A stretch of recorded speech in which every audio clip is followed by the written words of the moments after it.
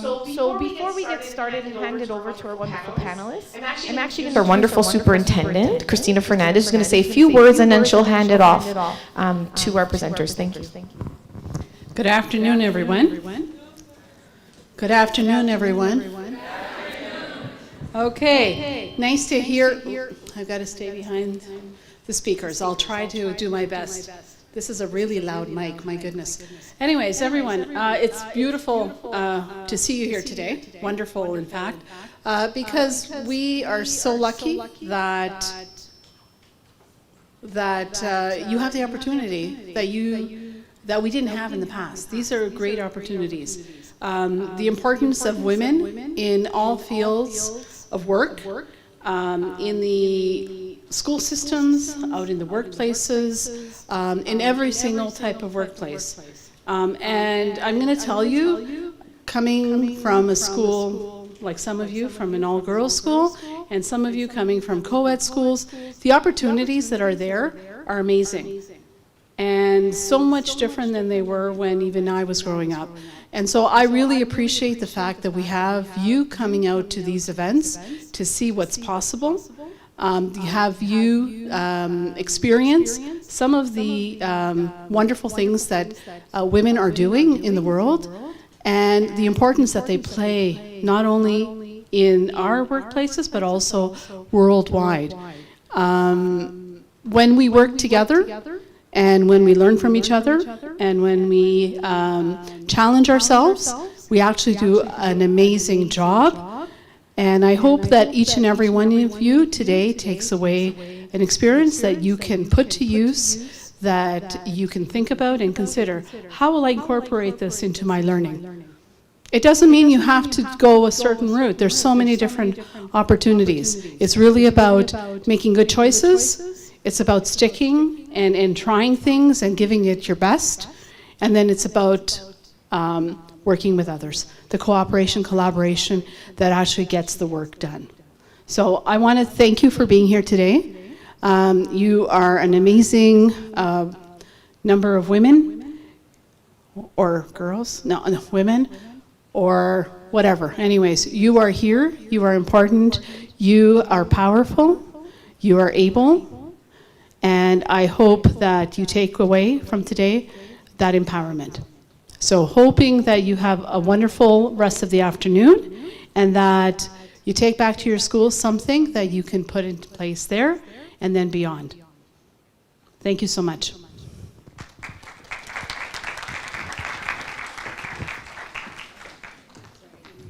Thank you. Thank you, Superintendent. Wonderful hearing you. Appreciate it very much. Hi, everyone. My name is, long name is Dr. Jonathan Daniel Gallagher. Everyone just calls me John. Can you say hi, John? Hi, John. So wonderful to have you here at our Women in the Trades event, celebrating, I got a word, young women in the trades. Everyone, you're going to hear from some outstanding panelists. I think this is a great way to spend a, Tuesday morning and afternoon, better than being in the classroom. And importantly, you have some young women who have started in skilled trades careers, some of them as early as high school, continued right into their careers after high school. Some took different paths. You're going to hear from them today. I'm going to be introducing you to several panelists. We're going to have, making sure that our clicker is working here. Well, I'm going to try that again. Everything was perfect before. Here we go. Celeste Lamondon, brick and stone mason. Loveline Sarah Carpenter, Alexandra Wells, tile setter and business owner. You're going to hear from them today. You're also going to hear from Kate Parr, who's a plant technician and millwright. Tanya Day, truck and coach technician. Carla Aguilar, arborist and graduate of Madonna Catholic Secondary School. Maddie Wardle, automotive service technician who came all the way from Barrie. Everyone, people came a long way to be here today. Thank you in advance for giving your undivided attention, for keeping those phones away, and thank you, by the way, for the many, many questions that you asked in advance. We're going to get to lots of these. A lot, FYI, ladies, a lot of people want to know how much money you make, just so So that's probably going to be a question for sure. But ahead of that, everyone, I'm going to talk with you about 5 reasons to try an apprenticeship. I'm a researcher. I teach at George Brown College in Toronto. I study people in all kinds of jobs, but I've learned over the last several years that there are more and more people getting into skilled trades careers and more young women getting into those careers. At an earlier stage in life, when I was looking at these careers, it was hard to find a young woman in a skilled trade. Over the last 4 or 5 years, it's becoming easier and easier, including being able to bring 7 in person today. I'm going to talk about a few reasons to try an apprenticeship, and then we're going to bring in our first panel, and then I'm going to finish saying the other reasons, and then we'll bring our second panel, everyone. Let me ask you a question, though. What makes a good job? Give me an honest answer. How would you answer the question? Someone said money. A few people said money. What else? Passion. Good. What else makes a good job? What do you think? What do you think your parents would say? A good environment. Good. What else? Benefits. Very good. I asked this question to 500 parents in Ontario. This is what they told me. A good job is one where you can make a difference, you have advancement opportunities, you have security, flexibility, low stress, good culture, work-life balance. But when it comes down to it, everybody, it's very clear. A good job is one that just pays well and is fulfilling. What you don't see is on the screen is what's more interesting to me too. You don't see university, you don't see college, you don't see apprenticeship. In fact, you don't see a specific job. What parents want for themselves and for their kids is just to have a job that makes them happy and, yeah, pays them well.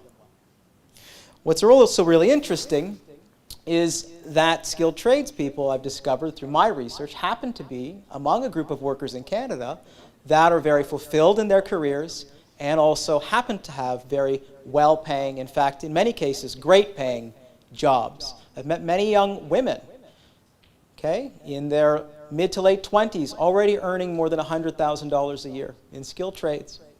Okay? When you talk to parents, what do you want for your children? Which is really interesting. Everybody, what's very important? People want their kids to be happy with their job, but look where it gets really interesting. They want them to have work-life balance.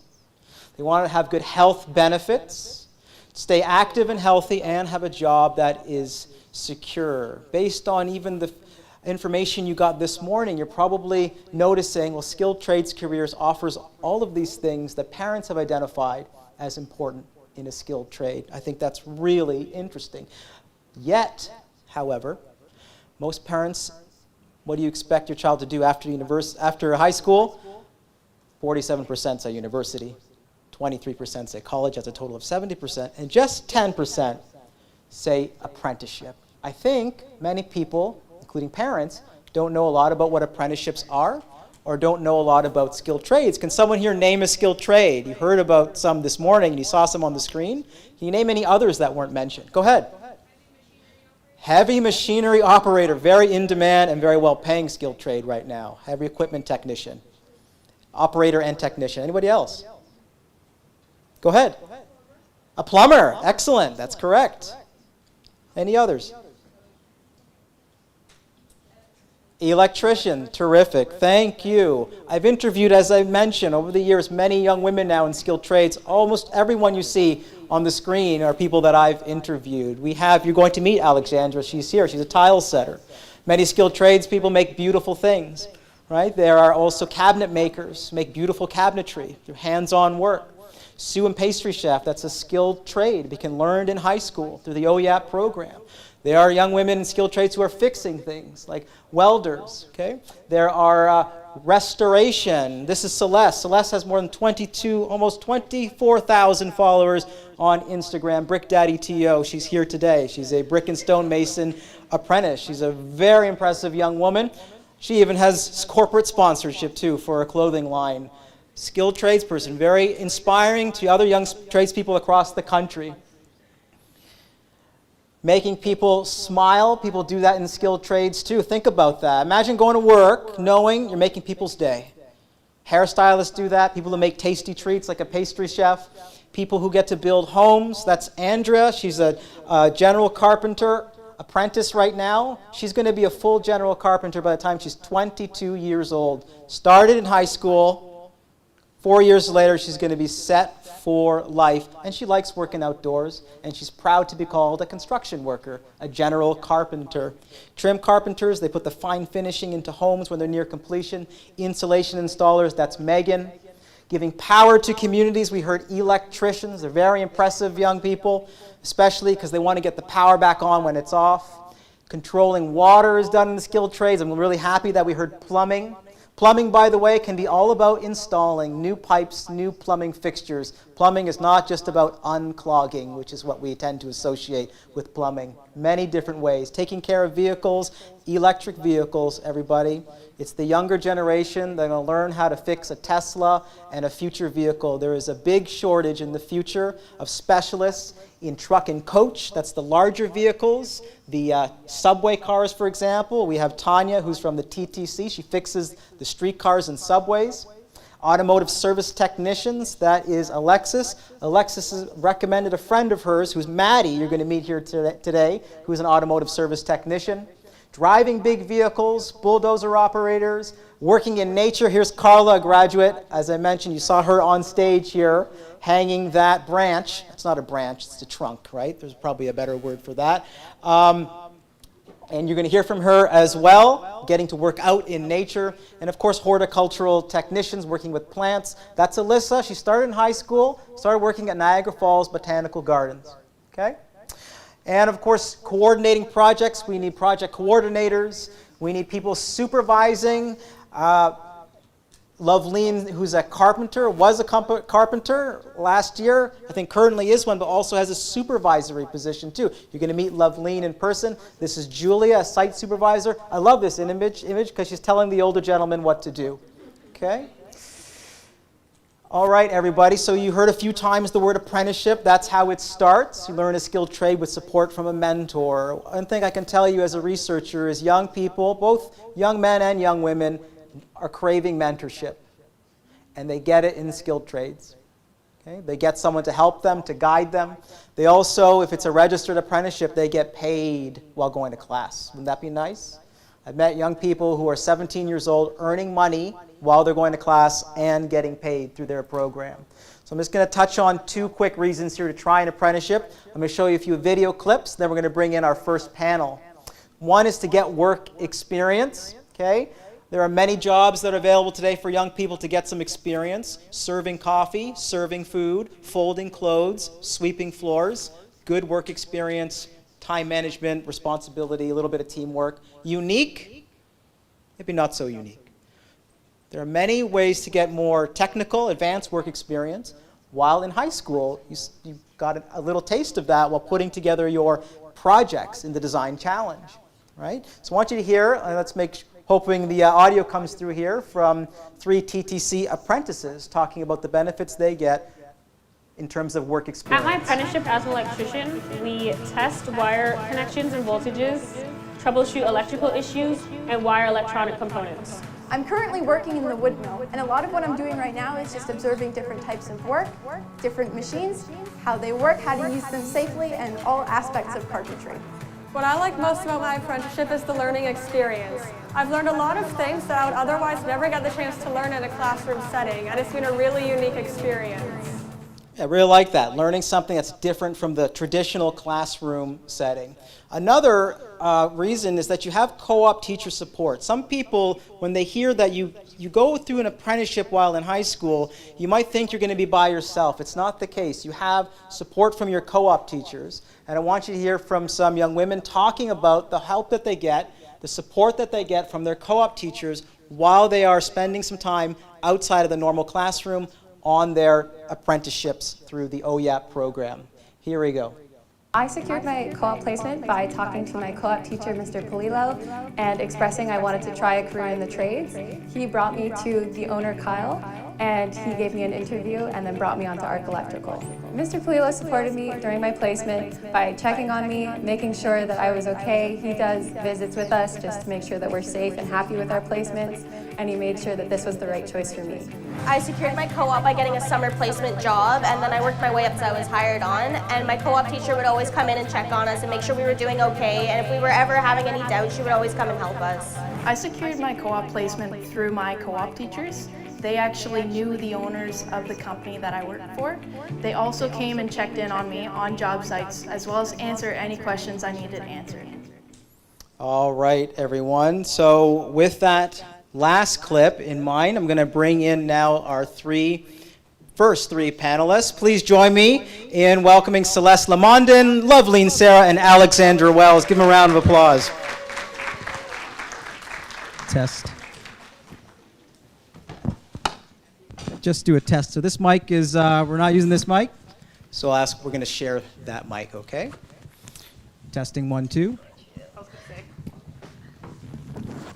All right, so thanks. We're going to just have a little sharing with the microphone there. I'm going to start with Celeste, Brick Daddy Tio, okay? Celeste, just to tell everyone a little bit, what does a brick and stone mason do? How did you get into it, and why do you like it? Okay, so a brick and stone mason is somebody that works with, obviously brick, stone, and concrete, and what we do is we repair and build structures like walls and arches, pillars, walkways. And the reason that I like masonry so much is I'm so sorry, I don't know I keep saying this, okay. The reason why I like masonry is I'm in a niche section of masonry, and what we do is restoration. And so basically we're just restoring old homes in Toronto, and I know that I'm so sorry, I think, so Chan? Okay. It's okay. Because I know that we're going to maintain these homes to last like another 100 years, and I very much like being a part of that. Okay. Amazing. And Loveline, how about you? Let's try the wireless, how that works. Hello? Just maybe Hello? flip it on. Okay, I think it's working now. My name is Loveline. I'm a carpenter. I work with insulated metal panels. My company's name is TDI. And we work with different panels to enclose buildings in different ways, even if it's just like architecturally pretty. So like Loblaws, Ikeas, Walmarts, cold storage. And our panels can range from like a foot to like 50 feet. And like sometimes we stack them on top of each other, and our buildings can go up to like 180 feet, 135 feet. And it's really cool the way we install them. And I'm usually the operator for the machinery now that we use to install the panels. And I like run my own crews with men, and usually just do the building envelope and stuff like that. It's really cool. There's a lot of different things, and every day is not the same day. So. Lots of variety. Thanks, Loveline. And Alexandra, as a tile setter and business owner, how did you get started? So I actually went to a TDSB board high school, Lakeshore Collegiate. And in that particular high school, I got put into a program called Step to Construction. I was actually the first woman in that construction co-op 15 years ago or so. And then from there, I got sponsored to go to tile school. And then I got into the union, and I've moved around Ontario a little bit.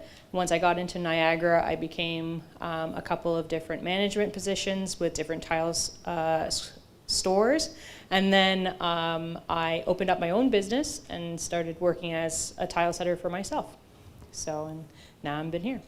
Excellent. So I asked everyone was asked to bring something on the job that they can't live without, an essential type of tool, and just to show it to everyone. So I'll start with you at this time, Alex. Can you tell us what you brought and do a quick demo? Yeah. So this is, don't worry. So this is a 4.5-inch angle grinder. And so what I use this for is I use this on an everyday basis. There's a couple of different tools that are able to cut tile. I use a big tile cutter to do all my straight cuts, but this I'm able to cut different angles and around door frames and L's and U's and all different sorts of shapes. They do come with different blades on them. This is a different grinder blade than what I would use on a normal basis. But I have a diamond blade at home that I use, and it actually cuts into my tile very nicely. And so there's a couple different features on this one. This one, it's actually called a dead man switch. So if I was to let go of this as it was working, regardless of if I was holding on to it or if I let go, it actually stopped. Whereas some of them have a lock switch. I don't like those ones particularly because if you drop them for whatever reason, they don't stop spinning, and the RPMs on these get pretty high and fast, so they become pretty dangerous if you let go for if your hand cramps or anything like that. So they also get really loud. So what I do is I actually have safety glasses on, ear muffs, and because of the dust, I also wear a mask. And so I'm just going to turn it on a little bit, but not for very long.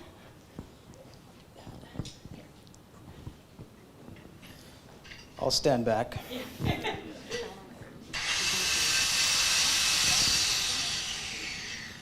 How does that feel in your hand? It actually has a bit of torque to it, but as you get used to it, it gets easier. Thanks a lot, Alex. Awesome. And Loveleen, I think for the sake of our microphone, we'll use that. We'll just stick to that handheld one. That seems to be the best. Okay. So, what did you bring? I was in the office yesterday, so mine was kind of last minute. This saw is a little broken, but anyways, sorry. Thank you. And it's good. I actually did bring the safety glasses, so if anybody wants to borrow them, please be my guest. I didn't know how safe we were being, but anyways, let's put this on my top of my head. I have this is called a 6-inch saw. It goes through everything. It does not go through 6-inch things, actually. It's a little short on that, like 1/4 inch. But no, it's pretty cool. It is battery powered.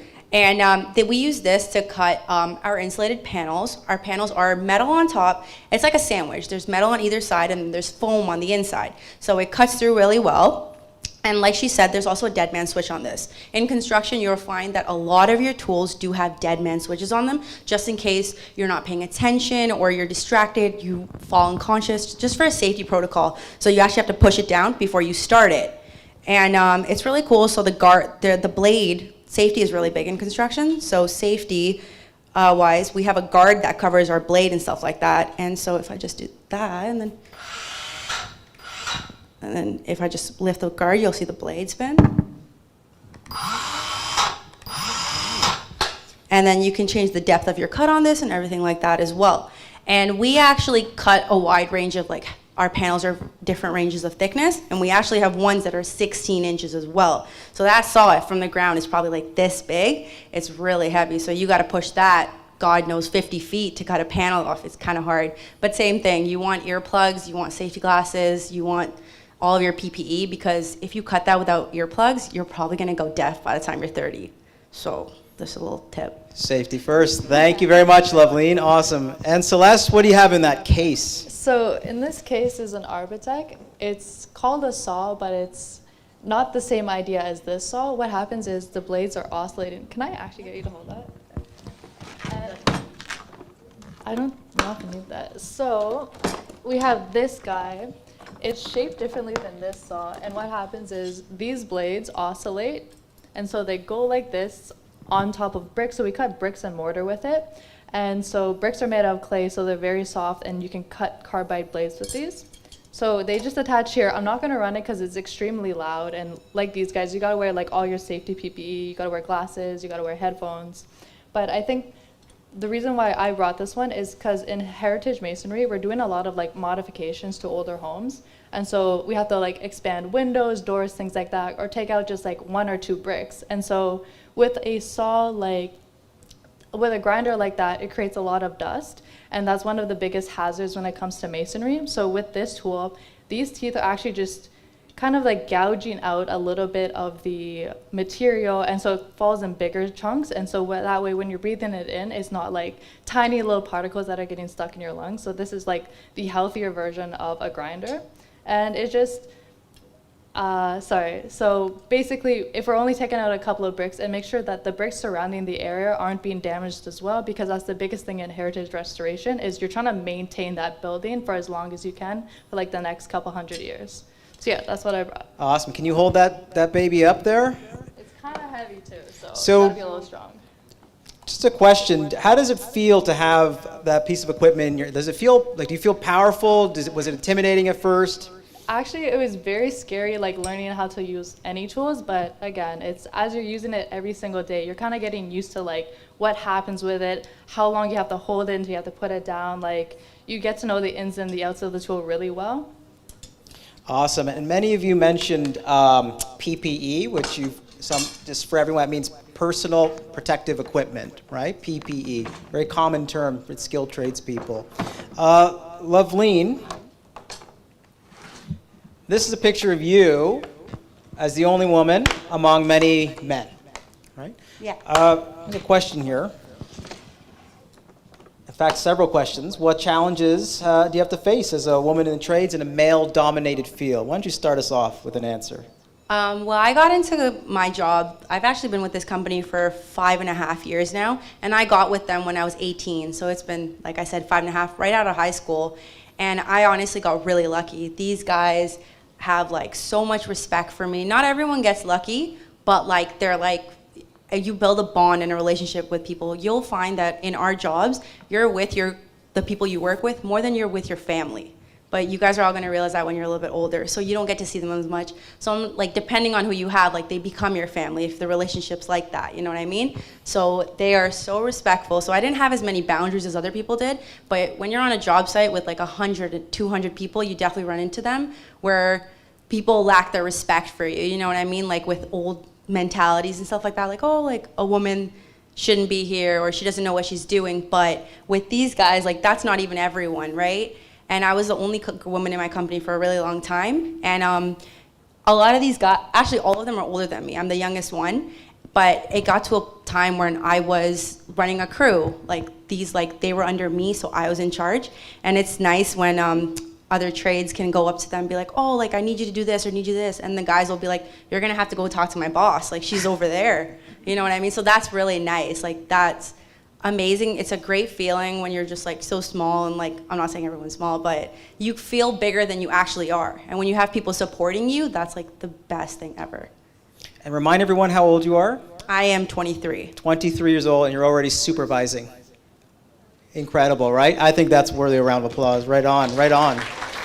Thank you. Alex, not only are you a woman among many men in the tile setting, call it category, you're also a 5 months pregnant woman among men in a tile setting. How has that been? What's it been like? What do you expect? That is correct. I am actually 5 months pregnant. I'm due in July, and I haven't slowed down. So a lot of people have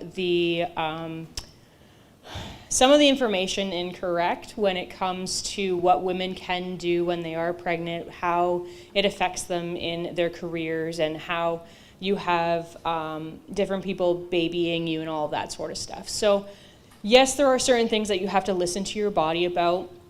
I normally can pick up roughly 60 to 80 pounds on a regular basis. And my doctors have said that I technically can still do that, but to listen to my body to tell me how much I can actually do. I actually capped myself out at about 30 pounds, and luckily I have been with a good amount of different companies who are very understanding, and they're all male-ran companies. And so my crew members essentially carry all my stuff up the stairs. They check in on me on a daily basis. They make sure that I'm feeling okay. And if there is any restrictions or different ways that I have to do my job, they're more than open to options and understanding that we are the people who are going to be creating the future, and we have certain limitations that we have to kind of stick by. Now, for when it comes to my pregnancy, I do know that I am the one with my child, and I do have the risks of the construction industry. There's a lot of dust, there's a lot of noise, there's a lot of construction in itself is a dangerous career if you don't take the precautions and you're not watching what you're doing and all of that sort of stuff. So when you become pregnant, it just gets a little bit more risky, but as long as you are watching yourself and listening to your body and asking for the help, which is, I'm a very strong, independent woman, so it's very difficult for me to actually do that. So I actually have a lot of psychological strain on myself, because when people offer that help, it's very, very hard for me to say, yes, I need that help, even though my body tells me, yes, you do need that help. But there is always, if there's a will, there is always a way, right? So if I'm sure there's going to be lots of you who want to build that family and all of that, that you're still capable of doing that even if you do go into construction. So there's so many different avenues that can be taken for pregnant women. So. Great, thank you, Alex, and congratulations. Thank you. Celeste, how about in terms of what you like most about being a brick and stone mason? Again, it is strange, to be honest, right, to see a woman laying brick, right? What do you like about it specifically? I think specifically, I mentioned this before, it's just the fact that we are being a part of something that's going to last like past our generations. I like the fact that we can be more artsy when it comes to it, because a lot of the times we're matching things that people built like 100 years ago. So we have to use the same materials, we have to source bricks, we have to color match it too. So for me, it just feels like a very fulfilling trade. And I know that like not a lot of people think that masonry is like suitable for a woman, but I do think that if you go into like different niches of it, like I found myself in heritage masonry, you can find a lot of enjoyment, and I think that you just gotta look around. You don't have to like pigeonhole yourself in like one aspect of a job. So in heritage masonry, that is like old churches and older buildings? So I specifically do like townhomes, because there's a lot of townhomes in Toronto, but there's churches, government buildings, that's a big one, because they want to preserve it instead of tearing it down and making a new one. So things like that. Great, great. And Loveleen, let me ask you about any courses do you think for anyone who's interested in skilled trades generally, or maybe in the area of carpentry in particular, that students should take? So when I was in high school, I wanted to become something completely different. I was supposed to go to university, I was supposed to go to get like all these courses to be a pilot or whatever, and then I was like, I want to like have kids and like a family. So in the summer of grade 11, I changed my courses last minute like crazy. And from all these university courses like calculus and stuff, I went down to like workshop and like college math. I didn't have to worry about calculus and stuff while everyone else was failing it. But so I did workshop and stuff like that, and I did co-op. And I don't know if this school has co-op or not, but co-op is the greatest thing ever. And I don't think you guys realize it, because some of you guys are falling asleep and some of you guys are on your phone, but you guys look like you're the type of people that get your nails done, get your hair done, right? You get your eyelashes done, right? You guys look like it. But let me tell you something. You and your neighbor, you guys do eyelashes and nails, you know? You're not gonna make any money for that. Good luck with that, right? Good luck supporting a family with that. So I would literally advise you, take co-op. It's so great. You get to practice, like even before you leave school, you get to like try it out and see how it goes, you know what I mean? You could do co-op in a law firm. Like it doesn't have to be a trade. Mm-hmm. It can be like anywhere, like a bakery, like automotive, you know what I mean? Like you could try everything, and that's the greatest thing ever. So like, I vouch for co-op so hard because it's the greatest thing ever. And I get to like, I would be in school. You get to be in school, depending on if you do 2 credit or 4 credit, you get to be in school during the day and leave at lunch to go to work. And like, I know you're not getting paid, but like you're getting to leave school and like work, you know, with people that you might like. But if you do 4 credit, I did 4 credit 2 years. Grade 11 and grade 12, I wasn't at school at all. At all. I was at work the entire time. And it was awesome. Like, it's so much fun. And you're hanging out with people that aren't even your age. Like, there's no like, you're literally working, and it's super cool, and it gives you a little bit of like education about your future. Like, it's an opportunity that like everyone should try. That's my advice. I completely agree. For many even teachers here, the co-op wasn't an option for even people who are much older than you. It's more common today. Take advantage. Alexandra, any other classes that you think you would recommend? So in my school, it was actually a trade school, so we had a lot of different trades. We had a huge wood shop that we got to use, and it actually got upgraded as I was going through school. We had set design and construction wood shop, which was specialized in a few different other aspects. And then we had automotive and electrical as well. And I think in the electrical, we actually got to do a little bit of plumbing. I didn't take that particular course, but I did have people who did go through those courses. But essentially anything hands-on or anything trade related, there is over 100 different types of red seal trades out there. And I know you've seen a couple of handfuls of them, but tile setter's a red seal trade, carpenter, automotive, hairstylist.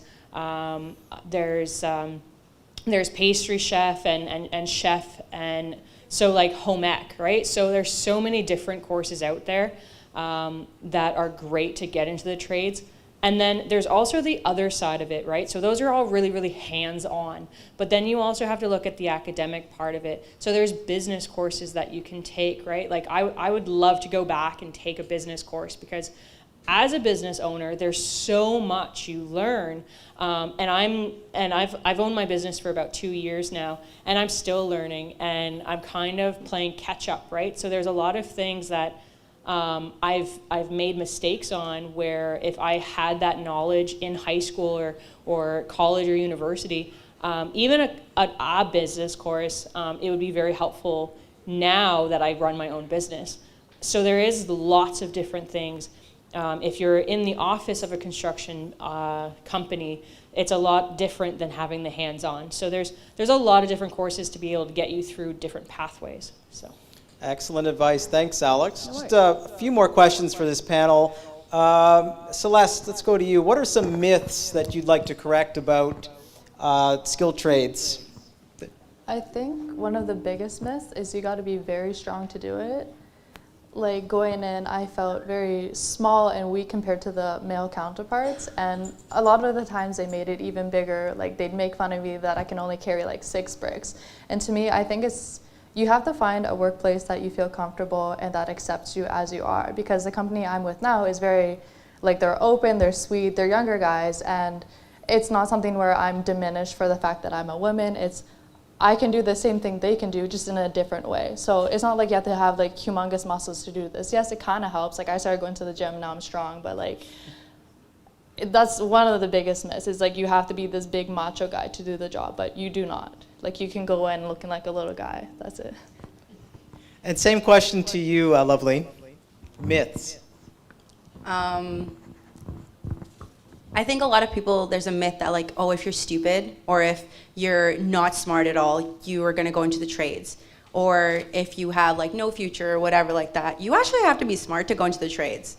You really do. It's not like, it's not easy peasy like they show you in the cartoons. Like you have to, like teamwork, like not just skills like that, but also like smart in the way, like sure, math, you're gonna need it. You know what I mean? But like that's stuff that you can learn along the line. Like I've worked with men that are like 40 years old and they don't know how to read a tape measure.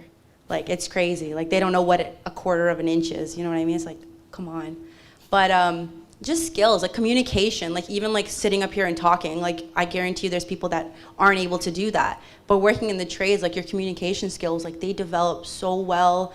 And like with that, like you make more friends and stuff like that too, you know? And I think women are so much better, sorry to say this, but I think women are so much better at like skills, like and adapting them. Like we're just so smart, you know what I mean? What can I say? Like we're just so smart. And like, I'm not gonna say too much because there's men in here anyways. There's a few guys here, but I think you're fine. So I heard Red Seal a few times. Including on stage and in the wings there, among our tradeswomen, how many here have a Red Seal certification? Just put your hands up there. Oh, we also see some in the audience too. Terrific. So, a Red Seal allows anyone after completing a specific exam in more than 50 different trades, you can go into any province, right? And without recertification, that's job mobility. Who has the mic there? Alex. Alex, what if there's someone here who is kind of interested in the trades, maybe now or in the future, they might get interested, but they're on the fence.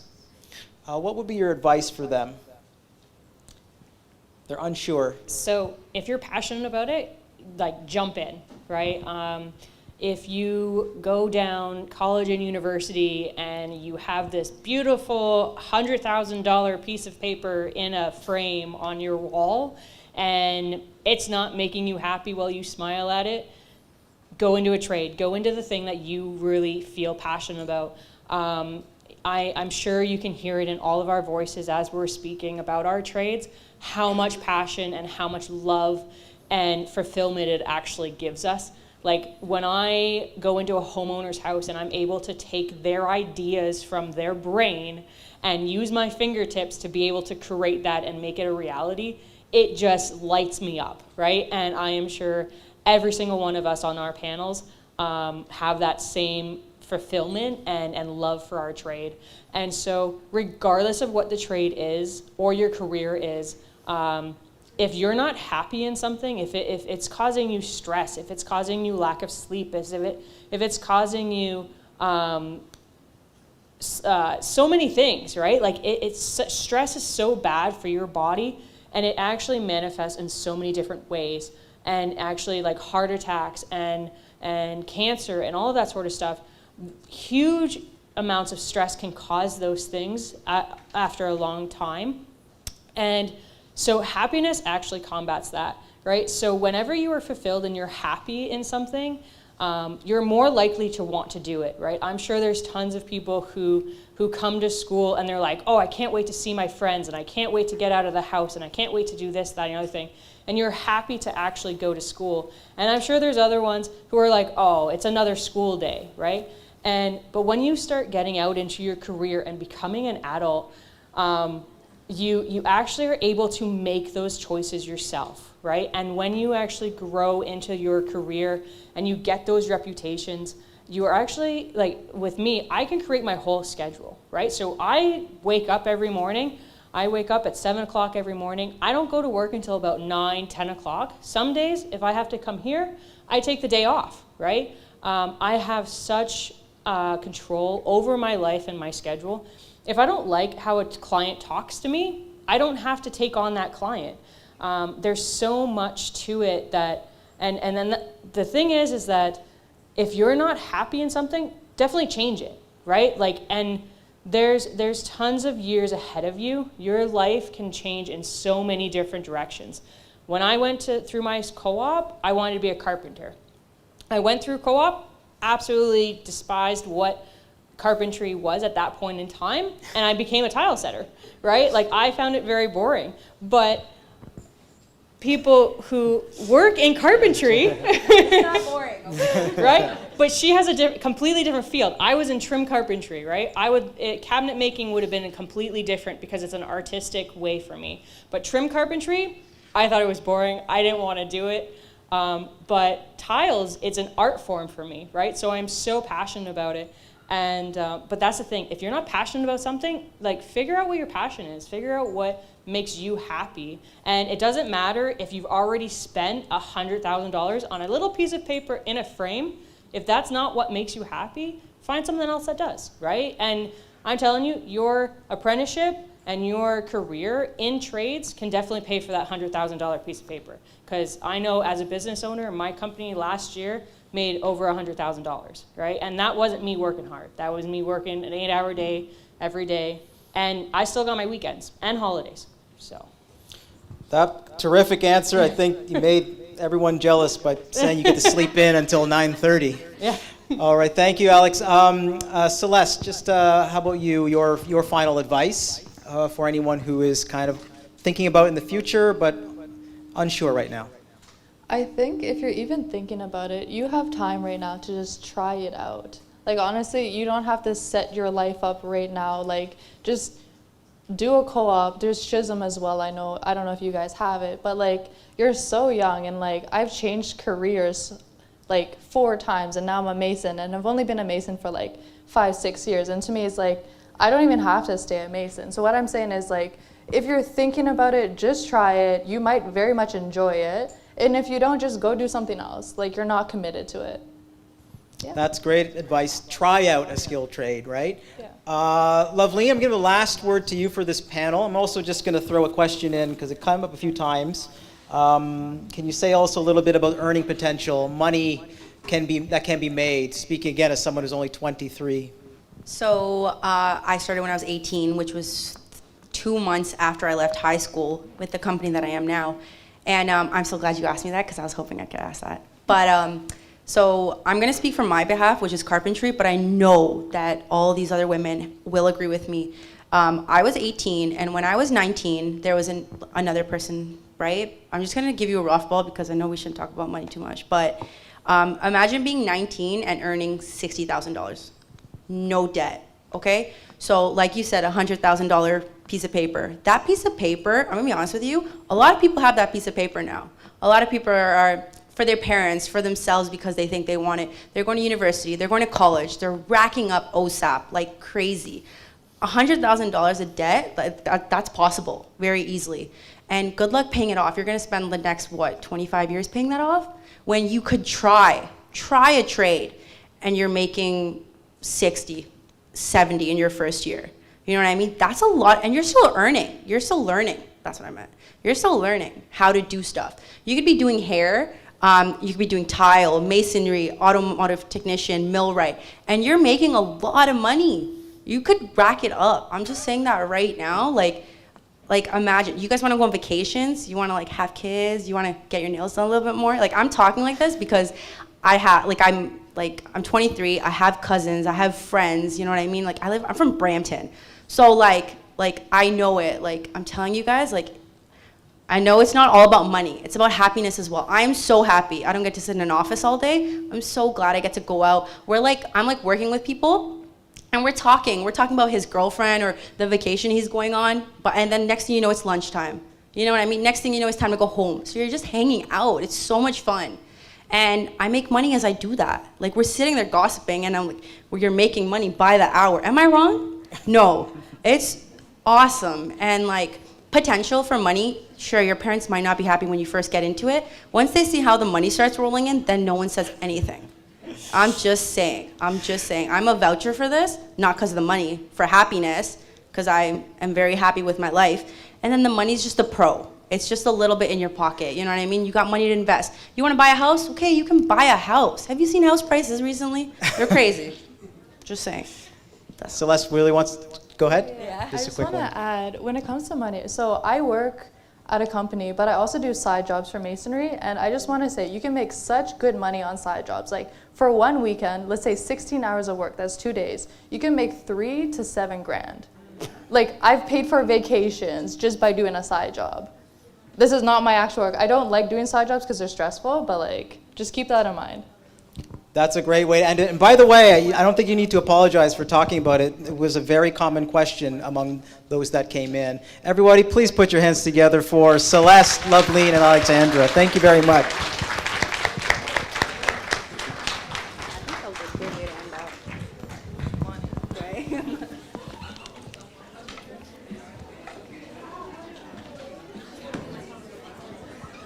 All right, everyone. Just before we bring up our next set of panelists, I just want to say a few more about other reasons to try an apprenticeship. Another is hands-on learning. I love that you were able to see our panelists with some tools, right? And getting to make things and cut things and repair things. There's a nice way of looking at intelligence that came out here. A lot of us tend to think of intelligence as academic intelligence, sort of seeing patterns in words, history, numbers. There are whole groups of people that see patterns out in the world, right? How to how to layer hair, right? Hairstylists. How to fuse different ingredients together to make something delicious and nutritious. How to build a wall that's structurally sound. How to build roads and bridges, make sure they're okay over different kinds of weather patterns. Intelligence, we can say balanced intelligence, seeing patterns out in the world, solving problems, and getting a more hands-on experience. You're going to meet soon Kate Parr. That is Kate Parr. That's called a welding hood.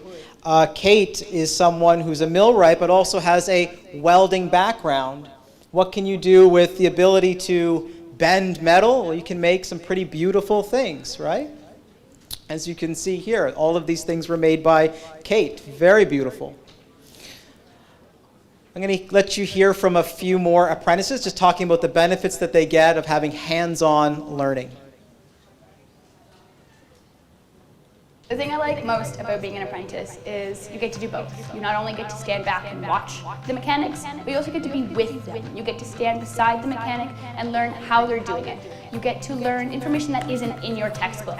You get to learn hands-on material that no one can teach you but a mechanic. No matter what, a machine is a machine. It doesn't matter whether it's making automotive parts or if it's a roller coaster, a bearing is a bearing. So if you know the bearing, you know how to fix it, you know how it works. No matter what it's in, even if it's in your washing machine, you can fix it. So you're very versatile. I guess some misconceptions in the trade is that women can't do as good a job as men, and we definitely can. We can do it, and we can do it better. I'm really detail-oriented, so when I'm working on something, I want to make sure it looks good, and I want to make sure it's functional. All right. All right, everybody. And another great reason is to learn how to run a business. You heard great examples from Alex and Celeste in particular about the ability to own and run a business. I want you to hear from some people. We'll start off with, throw a guy in there, a business owner, graduated from an OYAP program. Then you'll hear from a few more business owners or aspiring owners in the skilled trades whose faces will look familiar too. When I was in high school, the apprenticeship program taught me a lot of things like patience, perseverance, and risk-taking. Now that I have my own business, I decided to partner with OYAP because I think it's a great way to get the students out of the classroom and into the workforce. I worked for a contractor who needed me to open my own business. So I took that opportunity to open a Females Touch Renovations, which is AFT for short. I take that business and I actually use it to be able to do side jobs once in a while. I love the people I'm working with and I'm learning something new every day. What I hope to do in the future is have my own women's masonry company where I can teach women the craft, but also introduce girls into the trade. I love hearing these stories. It's hard not to be inspired. Lastly, you heard it again, earning while learning. Just to put that in perspective, the average tuition debt at graduation from college in Ontario is $16,500, and from university it's $30,000. Guess what? People are dealing with it. They deal with it. They live at home often longer with their parents than anyone was expecting, but that's just the reality now. Across Canada and of course across the United States, it's just people are dealing with it and they chip away at the debt, and at some point, it's true, there's a big celebration when they finally pay off the tuition debt, which could be in their late 20s and 30s, a very common experience. Good, right? But there's also another path, and it leads to a fulfilling, well-paying career, but doesn't come with the student debt. How much do you think it is to complete an apprenticeship per year? How much do you think it is per year? I saw someone go, you went like that, right? Zero? You're pretty close. It's just $400 per year. That's it, $400 per year. I just want to go back. Here are some headlines from last year. Student debt keeping some people trapped. Student loans keeping some people trapped in debt. How student loan debt is a barrier to home ownership for young Ontarians. Tell me about it, right?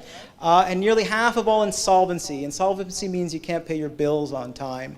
Filed by millennials, in particular, millennials who are having student debt and, of course, trying to buy a house. This is real. And again, not just in Toronto, across Ontario, across Canada.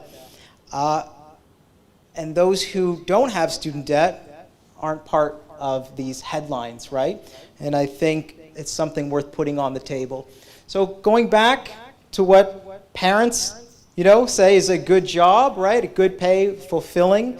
You saw great examples of that in the young women that we had on the stage here. You're going to hear from some more in a minute.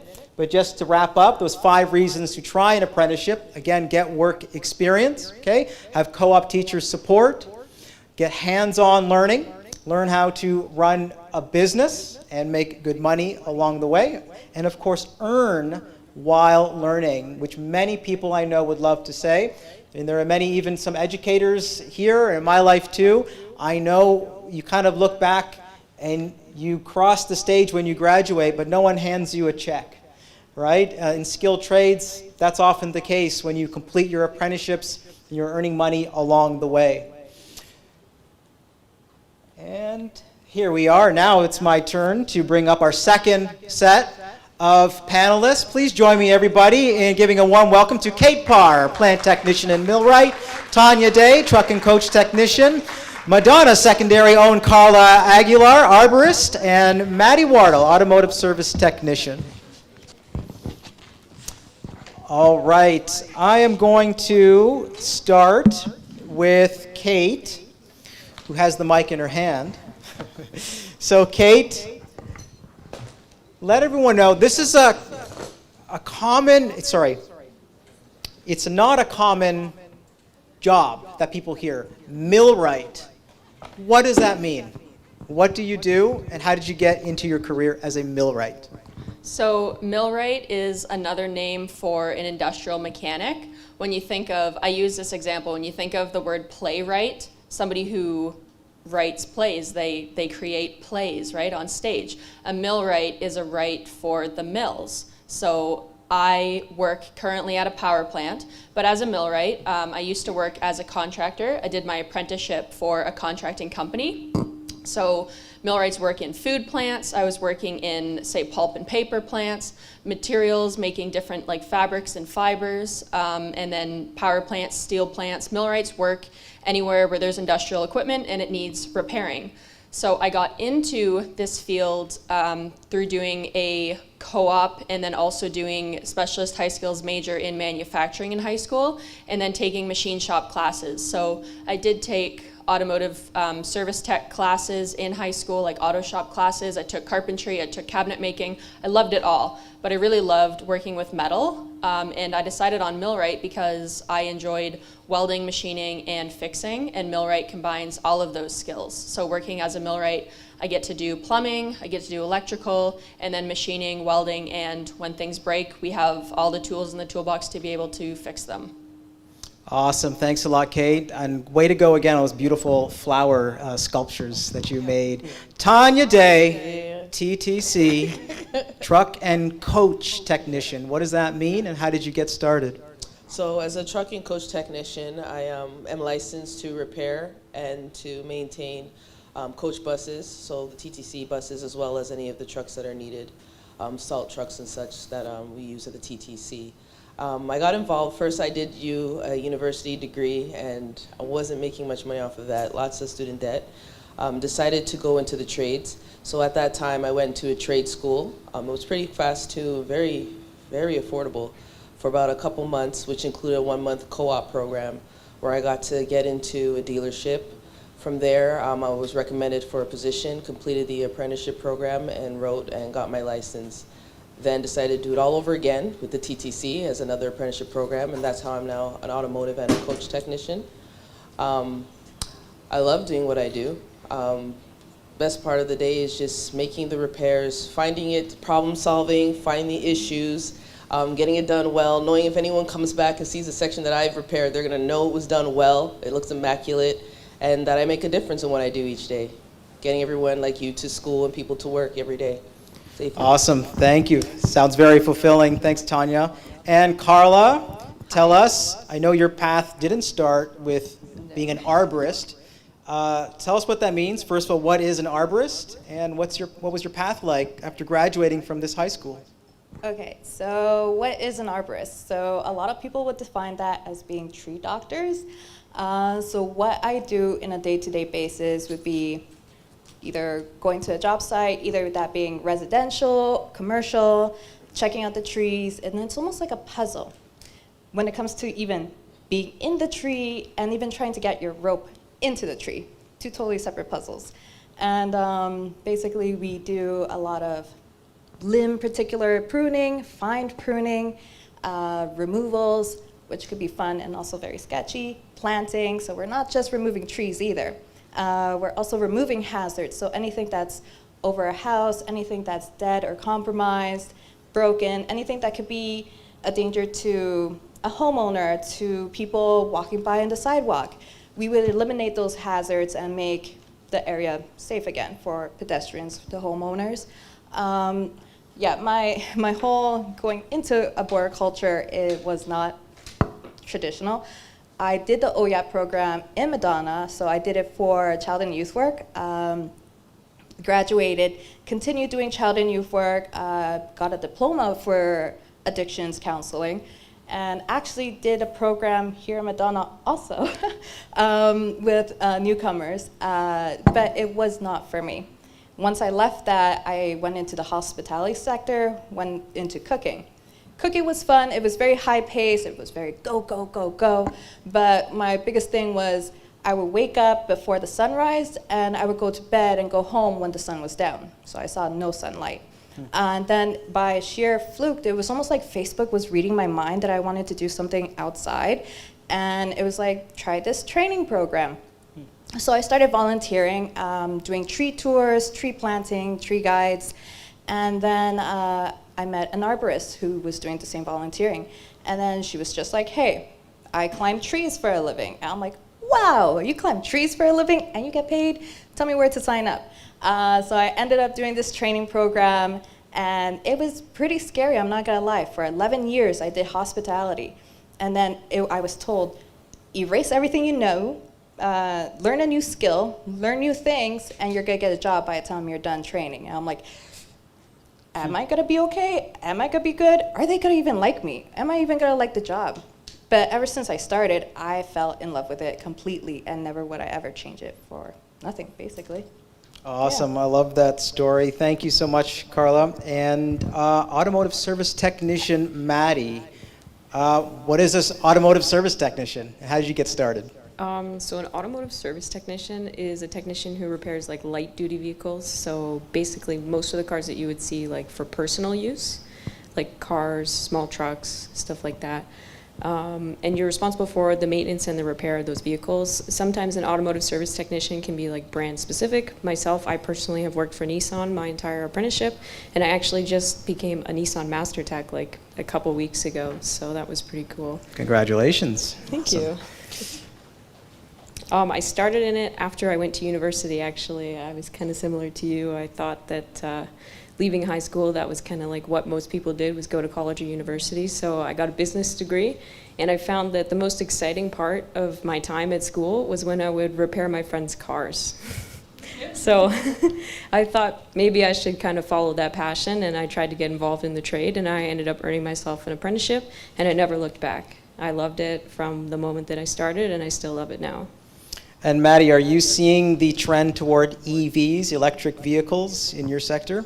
Absolutely, yeah. Nissan actually was the first manufacturer to mass produce an electric vehicle with the Nissan Leaf back in 2006. So we are seeing our brand is pretty ahead of the curve for electric vehicles. I actually just completed my electric vehicle training and stuff like that.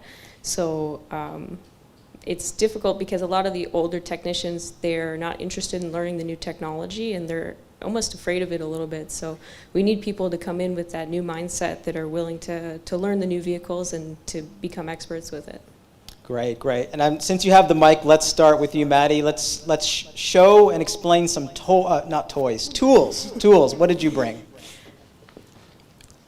So I brought my multimeter. Speaking of electrical work, this multimeter allows me to tap into electrical circuits and understand what's going on so that I can problem shoot them and diagnose them and fix them and repair them. A lot of the time, diagnosing electrical issues can be incredibly difficult because you can't see it, but you can see its effects. So using a multimeter, I can put myself into the circuit and understand what's going on so that I can repair it correctly and have things working again. Awesome, thank you. Multimeter. And Carla, you were demoing earlier. Can you explain to everyone what you were demoing as well as what you have in front of you? Okay, so what I demoed earlier when you girls were walking in was a typical setup for, not typical because it wasn't a tree, but it was a setup when it comes to how to climb up into the tree. And well, you saw the piece of log, it was tied up, and basically that was a mock rigging situation. There's a lot. If you got to see all my stuff, that's not even most of my stuff, and they're pretty pricey. I'm not gonna lie. But to get my job done, this would be a climbing harness. Different from rock climbing, all these, just like rock climbing, are rated. I do get to jingle around, so not the funnest part, but I mean, it's the funnest part in my opinion. And this is my own personal chainsaw. Don't worry, I'm not gonna start it. It is a gas-powered chainsaw, so I cannot start it in here. But this would be a climber's saw. So yes, we do use chainsaws up in trees. This is a smaller version of the saws. A lot of saws can go up to, I don't know, powerful saws. What I meant about lengthwise is the bar-wise. So this is pretty small, and it could go into unions, make tight cuts. There's also other saws with bars. So this would be a bar. There would be other saws for more bigger trees that are roughly my height in length, and that's not including the motor engine at all. But yeah, so my toy, you wanna? Yeah, okay, go ahead. Oh yeah, that's heavy. That's and heavy. That we do carry on our harness whenever we go up in a tree, and again, depending on the size of limb that we cut, it could get bigger and heavier. I have only used this size saw and probably one a little bit more bigger, but there are people who have used bigger saws up in the tree, and it could be a little scary, but you know what, if you know what you're doing and you can see, like we touched upon earlier, how women can diagnose puzzles better than men. So you could be up in a tree and you could be in the situation and not be able to be, you could look at a situation and be like, okay, so I can make a cut here, cut there, and then get it all aligned. Well, men just kind of, yeah, let's cut this off and be done with it. So I can agree how women are better to treat this strategically wise, so we can diagnose puzzles better. But yeah, that was my show and tell. Amazing. Thanks, Carla. I would trust you to chop. Yes. And Tanya, I think you got something lighter in front of you. What is that? So I brought a 1/2-inch impact gun. I don't know if I need to stand up with it like everyone else. Yeah. So on the end here, I have attached a socket, which is used for whichever size bolt or nut that you would need to fasten. So this is kind of an extension of my arm. It's used for both its rotational force, which is torque. So if I was going to put something on that should not come off like a wheel nut, this is going to provide more force than I can possibly force. I think it does about 450, about 500 pounds of foot torque. The speed is at 7,500 RPMs.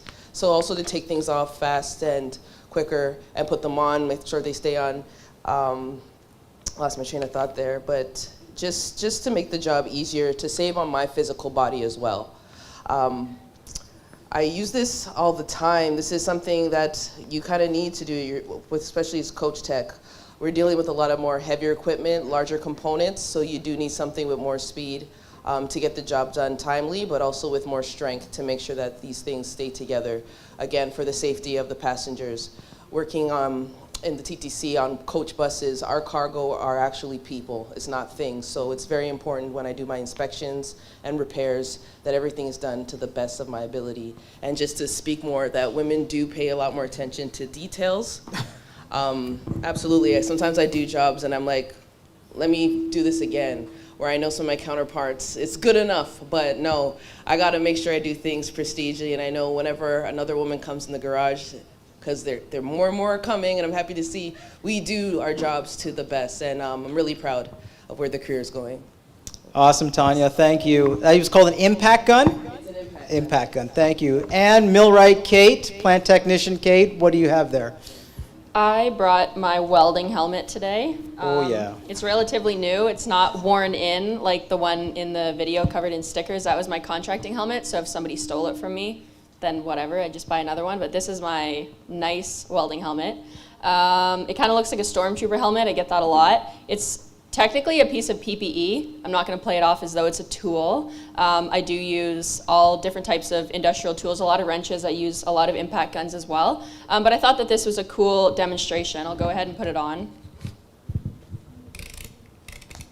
So it has like a headpiece, and it's all adjustable if you have a very small head. There's always PPE you can find, especially now lately. There's been a huge improvement in women's PPE, properly fitting our heads or our hands or our bodies in general.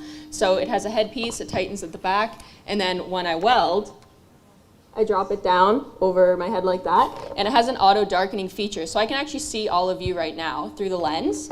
But when I go to strike an arc, it has a little piece on the top that will detect that flash and it'll auto darken, and I won't get blinded, because looking at a welding arc is the same as looking at the sun. You can actually use these to look at the eclipse, which is kind of cool. Oh, you took the question out of me. Yeah. Yes. Yeah, it has to be a shade 13 or higher. This goes from 8 to 13. But yeah, this is my welding helmet, and in my job currently, I probably weld about once a week. I used to be welding almost every day, but it's kind of a cool example of how, even though I'm a licensed mechanic, I'm not like a welder by trade, I still have like welding tickets, and I still learned that skill as a part of my trade, and it just ties into like the overall education.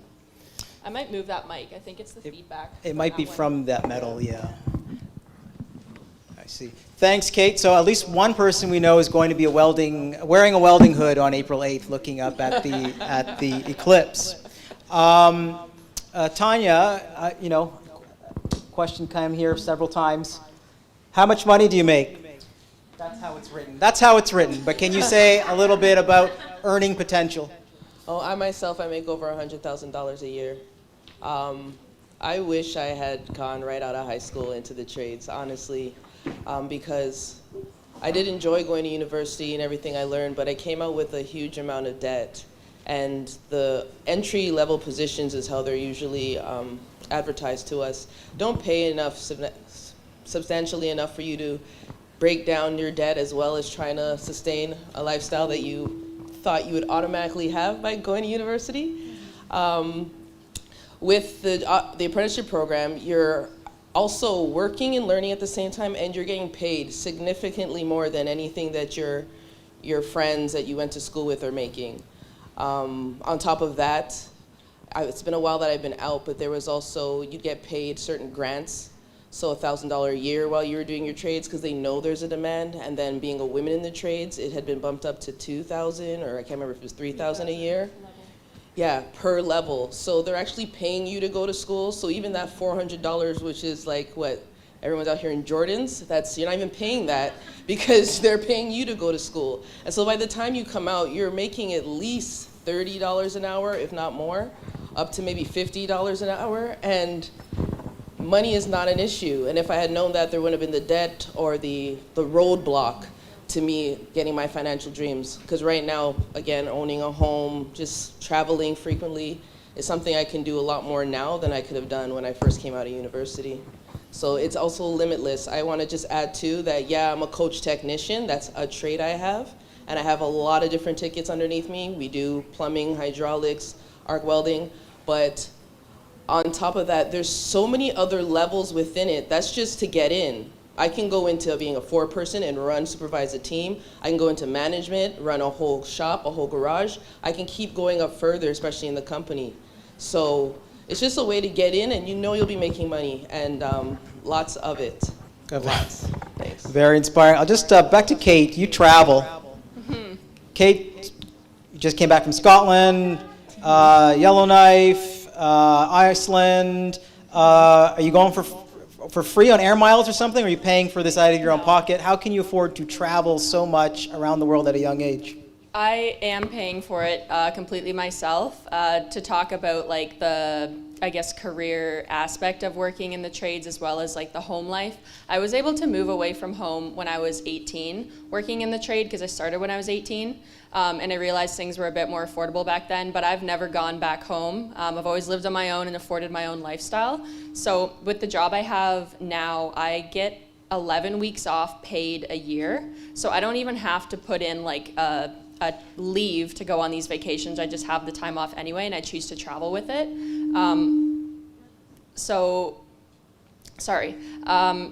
Yeah, I mean, having this lifestyle where I'm able to work and actually make like a really good wage that doesn't just save for my future, but I can also take a bit of that money and then obviously pay my bills, but be able to travel and see the world. In my mid-20s, that's something that I always dreamed of. So to be in a position where I can take a vacation every 6 months and give back to myself, like all the effort that I've put into this trade, it's now kind of rewarding me back. It's a really great feeling. Awesome, Kate. You misspoke, right? You said 11 weeks vacation. You didn't mean that, right? I have 11 No, you weeks didn't mean it. vacation. Yeah. 11 weeks vacation. Yeah. Paid vacation. Yeah. All right. Carla, what's it like being a woman in a traditionally male-dominated profession? A common question asked. Okay, so this is where I said earlier that I was pretty anxious starting the work in the arboriculture industry, just because noted I am a woman of color, and the industry is pretty heavily male-dominant and very male-white dominant. So I was pretty anxious, I'm not gonna lie. I was just like, oh my God, am I gonna fit in? Oh my God, are they gonna like me? Oh my God, what if? So there was a lot of what ifs going in my head. But I've been lucky, like one of our panelists said, I've been so lucky to deal with a lot of mentors who were male that were more than willing to like teach me and just push me to go further, like push my boundaries. I have a good mentor here with me today. I had mentors throughout different companies that I worked for, all male. They just like, hey Carla, do you want to do that? Yeah, go for it, I'll help you. Or I kind of cheeky said once when I was first starting to learn how to rig, I went up to the tree and he's like, oh, do you want to rig? I'm like, yeah, cool. He's like, okay, get up. I got up to the tree and then I'm like, hey, so maybe this is bad timing to say, but I've never rigged anything before, so, and then he just kind of stopped, looked at me, he was just like, okay, we're doing this and we're doing this now. And then he step by step guided me into the process on how to rig a limb off this tree. So I was very lucky enough to encounter a lot of male mentors who were just pushing my boundaries and just being like, yes, you could do it, you want to do it, let's get you to do it. So far, I've been pretty honestly blessed to have such a pretty good go on my career, to be quite honest. Awesome, Carla. Very encouraging, I think, for many people to know. Maddie, at Nissan, are you the only woman as an automotive service tech? Do you have some company? No, I am the only woman that works there. In either of the Nissan stores that I've ever worked at, I was the only woman. So a question here is, what are the chances of a woman not feeling welcome in your skilled trade, being more male-dominated? Have you ever felt unwelcome? I personally have not felt unwelcomed in any workspace that I have ever worked in. A lot like you, I had some really good male mentors. Part of the apprenticeship program is to have mentors. It's like, you know, back in like medieval times, the first apprenticeships were like for blacksmithing, and it was like the master and the student, and you would work side by side to learn the trade. And that's a lot of how modern day apprenticeships are still built. And people are in the trade in that mentor position because they want to teach. It's not about the fact that you're a girl or a boy or anything like that. It's about the fact that you want to learn. And if you come in with a positive attitude and a drive to learn, a drive to make a difference and to become better in your trade, everybody's going to respect you for that naturally, and you don't really have any issues because of your gender. Excellent. There are several questions here related to benefits. Do you get benefits? What are your benefits like? For anyone who's unaware, that means things like a good dental plan, massage therapy, paid vacation, that kind of thing. Does anyone here have anything to say about, okay, listen, 11 weeks paid vacation, that's a great benefit. Anyone else have something to say about benefits? Go ahead, Maddie. So I get like full health benefits that you would expect in like any normal career, where you have like health coverage, dental coverage, massage therapy, physical therapy, stuff like that. But also working for a dealership, you also get other benefits. I get cheaper costs to like buy a car or things like that, cheaper costs for service. Obviously, I do the service myself, which is a huge benefit because you can ask your parents how much they spend on fixing their car, and you know, you'd see it kind of evens out that way. But also there's other benefits too. Eventually, if you work your way up in the career, you can also get things like a demo. You don't even have to have like a car payment anymore. You don't have to pay the insurance or anything like that. The company gives you a car to drive. There are a lot of trades that are like that, not even just mine. I would say also going to school. Like I get to go to college for 2 months of the year, and I pay my $400 to go, and I get $1,000 back if I pass. So I basically get paid $600 to go, and I get paid while I'm there, which is a huge benefit. I don't have to pay for any of that. And then I'm the one that gets to keep the red seal and the certifications once I'm done. Awesome. Just before we get to kind of our last sets of questions, does anyone here from the audience have a question, maybe something that I didn't ask or wasn't asked on any of these papers here? Does anyone have a question for anyone in particular or in general? Who wants to practice using a microphone?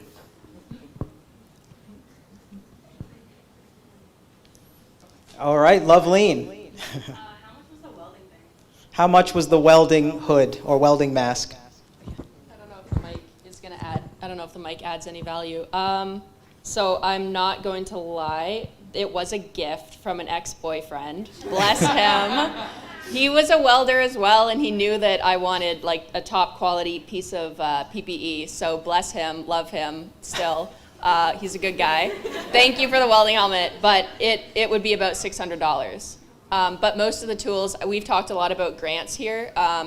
Tanya was mentioning like the $3,000 per level. I got $6,000 in those grants, and then because I got my red seal, that was another $2,000. So that's $8,000 for free, like given to you by the government. We do pay it through our taxes, but it was still given to me in an apprenticeship after I got my red seal and after I passed school. And that goes a really long way to paying for tools and paying for PPE like this. So keep that in mind. If you do go to school, you do pass, you get your red seal, a lot of that money comes back, and it makes purchasing the tools or the PPE a lot more affordable. Great, Kate. I just wanted to add on benefits because at my place of employment, I get vouchers for boots every year, for the clothes to wear every year. I also get a tool allowance to buy new tools every year. So a lot of the money I make is just for me. And yeah, they nurture me along my way there. All right, awesome, awesome. Anyone else from the audience? Go ahead, yeah.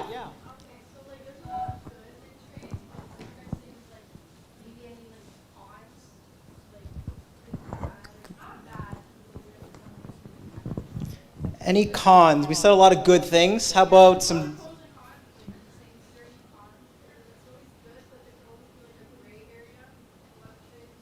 Guys hear that question? Any gray area? Go ahead. So for me, I found the biggest con for my career in the trades was getting started. I had a really difficult time finding a shop that would take me seriously as a smaller young woman coming into the trades. I found it incredibly difficult and discouraging when I would go to job interviews, and they would ask me questions about how I would feel using the same washroom as the men, or how I would feel listening to shop talk. Sometimes I felt like I was a liability. But once I got the opportunity to finally start my apprenticeship, I worked really hard, and I created a reputation for myself that now makes me an incredibly desirable candidate for jobs, even over like my male counterparts. So that I found was a very frustrating part of starting. You guys actually have a really unique opportunity with the Ontario Youth Apprenticeship Program to break down a lot of those barriers that I didn't have the opportunity to do because I went to university first. Anybody else? Yeah. Great answer. Anyone else? Go ahead. Carla or Kate, do you have an answer, Carla? Yes. Yeah, go ahead. So I can agree where getting to start was very difficult because I didn't know where to go, who to ask, or what to even do. It was more so like, there's a program. How much am I going to trust this program? I don't know. Let's give it a go. And it turned out great. Now there was a lot of, so for my line of work, I will say, I do love what I do. I honestly do. I wouldn't trade it for anything in the world, to be quite honest. I like playing outside. I call it playing outside because being outside constantly feels like I'm playing. I would say one of the most difficult things about my job is very physically demanding. But hey, I don't need to get a gym membership. My gym is playing outside with the trees. That's right. I squat lifting up wood. I use my shoulders when I climb up trees. I balance in limbs when I go out on limbs. When I say one of the toughest things about my job is the physically demanding part. Yes, but as I take it as like, hey, I'm constantly working out. I'm keeping fit. And it's something that I truly enjoy, just like actually being outside in nature and just, so my pro kind of outweighs my con in a sense because I just kind of love being outside and it's like, wow, I get to be in bird's view. Like I could be at the top of the trees and birds will go flying beside me, or I'll have like this squirrel running across me and be like, hey, give me your superpowers, please and thank you. But for me personally, I would say my pro balance out my con at the end of the day. Okay, I'm sorry, that inspired just a side question. What's the strangest or most surprising creature you've encountered in a tree? So I would say it's not strangest. We see very big raccoons. Sometimes you don't even know they're up in the tree until you're actually going up and you see a cavity and you're like, oh, hi, you're in there. Okay, I'm gonna let you be there. I'm gonna just quickly come back down. Dealing with hornets, not a fun time, I would say. Squirrels, baby squirrels in trees, doing removals and then finding a nest of squirrels last minute. It's just like, oh no, what are we supposed to do? But they get taken care of. We call animal services and they come and deal with the animals. Now there are certain laws when dealing with trees where certain animals like birds, where you cannot touch the tree at all. For example, fun fact about woodpeckers, if you have a family of woodpeckers living in your trees, nobody's allowed to touch that tree for 6 months. After 6 months, if there's still signs of that woodpecker in the tree, then you can still not do any tree work whatsoever to that tree. It's only until it gets confirmed that that family of woodpeckers are out, then you can touch the tree. Certain laws when it comes to birds, similar in that sense. Great. Must be nice to be a woodpecker, get to be left alone for 6 months. Exactly. Last question, we'll start with Kate and come down. Kate, and maybe you had a partial answer to that question too, but you know, parents can have a big influence on a child's decision to enter a career. Many parents are unsure about skilled trades, they don't know a lot, or they have some negative opinions about skilled trades.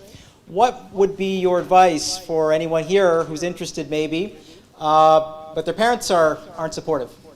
For sure. I guess I can speak to this because both my parents, everyone in my family is university educated, and my parents are both educators in like middle school and elementary school. So they really wanted me to go to university. And originally when I said that I wanted to pursue the trades, they were pretty ashamed, I think, because that wasn't the path that I'm an only child, and that wasn't the path that they wanted me to follow. We've come a long way since then, and I think there are a lot of parents who are in the same situation as my parents. I think that's mostly due to the stigma and due to the misconceptions. And I know that I've changed a lot of people's opinions about success in the skilled trades, and I think it's telling, like in the modern world, that I can buy my own car and have my own apartment and go on all these vacations. Like you can't really argue with that. I think success is more than like a document or more than being able to stand over someone and say, well, I'm university educated and you're not. It's not about that at all. I have my own version of success, and I think my friends and family definitely see that. It maybe took a while, but I ultimately think that they're very proud of me, and I hope that a lot more parents see it that way. And sometimes it's just a conversation, right? Going home and explaining like what you heard today and the earning potential and seeing all these women, how much we love our jobs. Sometimes parents just need to hear that because they haven't had exposure. I just have sort of the, not before and after, but sort of a side-by-side of, you know, your life maybe before. This was, so funny enough, this was actually taken a couple days apart, these two pictures, the one on the left of me dressed up, I get dressed up maybe like once a year. This was actually for my millwright apprenticeship. I worked for Diverse Mechanical. This was their Christmas party. So this was the one time a year where I got dressed up and I got to show up in a dress around all the men that I usually work with, which was really odd. There were a lot of jokes like, oh, there is a woman under there, you know. Paint my nails, like they're completely shocked that I'm capable of not looking like a little boy. But yeah, this is like the example of a couple days apart, I can go from, you know, this is like my life outside of work, even though it's with the people I work with, and then in my PPE, I feel more comfortable the right-hand picture, like in the trades picture. This is usually the most that I get dressed up, but you can be capable of both, and you can slay both. Slay both. Well Yeah. done. I got you a round of applause there. All right. So just again, just closing words from each of you. Just Tanya, then Carla, then Maddie. Okay. I would just say to utilize this time in school. Take as many opportunities as you can to try new things, because unless you try it, you don't know where your skills or talents lie. As well as there's different venues and jobs and careers that we have no idea that exist out there unless we go searching and do some research. Definitely take opportunity with the co-op, because even what you think you may want to do, once you do the co-op, you might find that it's not for you. But hopefully maybe you do find it is something you want to do, and now you can make the choice in how hard you want to invest in yourself and invest in your future. So definitely just don't stop exploring and keep your eyes open. Carla? I'm going to touch upon a little bit the question you answered about like parents. So my mom was not for the idea of me being into trades at all whatsoever, let alone being an arborist. She didn't even know what it was, but she knew that people just swung from tree to tree, cutting trees down using a chainsaw. Until we went to the open house and until we kind of just like sat in together and viewed and explored, she kind of saw how excited I was to pursue this. And she was just like, okay, we'll see how it goes. You seem excited, you always get excited. We'll see how you do. So it just kind of pushed me and pushed me and pushed me to be like, okay, I'm gonna prove you that I could do this and it's gonna be great. And then going further and further and further, I've gotten so many different opportunities, going to tree competitions, going to tree conferences, talking to people, moving up in the ladder of like where I started to where I'm going. She started seeing the passion in it, and then she's kind of proud, to be quite honest, to be like, hey, you're doing something that you love, and you're putting all your time and effort into this. Long story short, girls, you're young. Honestly, it took me, 3-4 tries to figure out what I love to do. Me being outside, climbing trees, being in nature was one of the things I love to do. Honestly, if you go from finishing high school, graduating, doing something, you don't like it, don't be afraid. Honestly, of being afraid and having fear is one thing that would stop you from moving forward. Let go of that fear, be like, okay, you know what, this wasn't for me. Next story, next chapter of the life. And you know what, it could be grand, and you might never know. It's always just jumping and going for something that you feel like it's right in your bones. Then at the end of the day, being at work is not work, technically. It's just playing with other people. But also making sure everybody gets home safe. That's also very important. Excellent. Thank you, Carla. Amazing. And Maddie, what's your closing words for everybody? I would say it's definitely really important to take your time and try new things. You guys are really young, and the nice thing is that like we're seeing a lot of trend in the job markets where people are changing careers, and they're changing careers a lot more frequently than the generations before us did. So you should take that with some consideration and understand that a career in the trades is very fluid a lot of the time. Take a millwright, for example. She could move into being an electrician, a plumber, a welder, anything that she wanted to. You don't just have to be stuck in one career for the rest of your life. It's really important to be able to have that kind of flexibility and fluidity in a career, that if your needs as a human being ever changed, your career could match that too, and you could find something different quite easily as a skilled trades worker. And to close it off, I would just like to say, I hope that you all can have a good career in the trades if that's what you choose to do, and I hope that nobody ever makes you feel like you do not belong in the trades because you're a woman, because I can assure you, each and every one of you has a place there. Awesome. Thank you. All right. Keep that applause going, everybody, for Kate Parr, Tanya Day, Carla Aguilar, and Maddie Wardle. Thank you, everyone.